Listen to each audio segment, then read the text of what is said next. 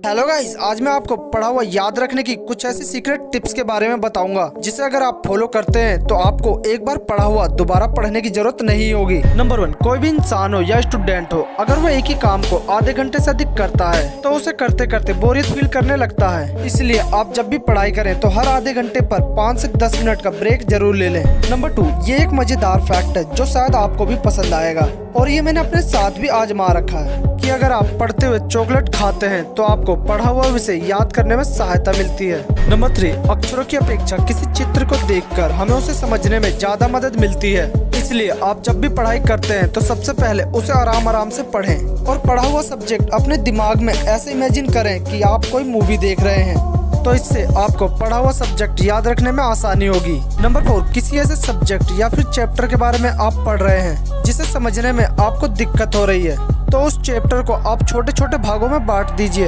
इससे ये होगा कि आपका दिमाग उसे आसानी से समझ पाएगा और याद भी रखेगा। नंबर 5, हमारा दिमाग भी मोबाइल फोन की तरह वर्क करता है। जिस तरह आप अपने मोबाइल फोन में एक ही साथ कई सारे वर्क करते हैं तो वो फोन हीट हो जाता है या फिर स्लो वर्क करता है। ठीक उसी तरह जब आप एक ही समय में कई सारे सब्जेक्ट पढ़ते हैं तो हमारा दिमाग भी ज्यादा सब्जेक्ट पढ़ने के वजह से मिक्स हो जाता है और स्लो काम करने लगता है। इसलिए एक बार में एक ही सब्जेक्ट पढ़ें और हाँ, अगर दूसरा सब्जेक्ट पढ़ना भी है तो कुछ समय का पॉज ले लें।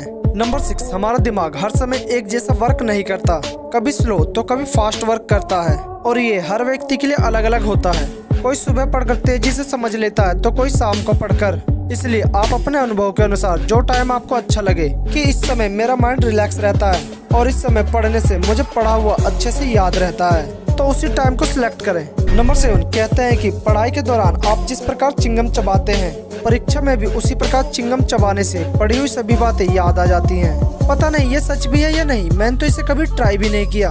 और हाँ, अगर आप इसे ट्राई भी करना चाहते हैं तो सबसे पहले इसे कोचिंग में या क्लास में होने वाले टेस्ट में ट्राई करें, ताकि अगर ऐसा होता है तो अच्छी बात है और अगर ऐसा नहीं भी होता है तो आपका कोई नुकसान ना हो। और हाँ दोस्तों, अगर आप ये ट्राई करते भी हैं तो क्या रिजल्ट आता है हमें कमेंट करके जरूर बताएं। और अगर वीडियो पसंद आई है तो वीडियो को लाइक और अपने सभी दोस्तों के साथ शेयर करें। और ऐसे इन्फॉर्मेटिव फैक्ट के विषय में जानने के लिए अभी हमारे चैनल अनलॉक फैक्ट्स को सब्सक्राइब करें।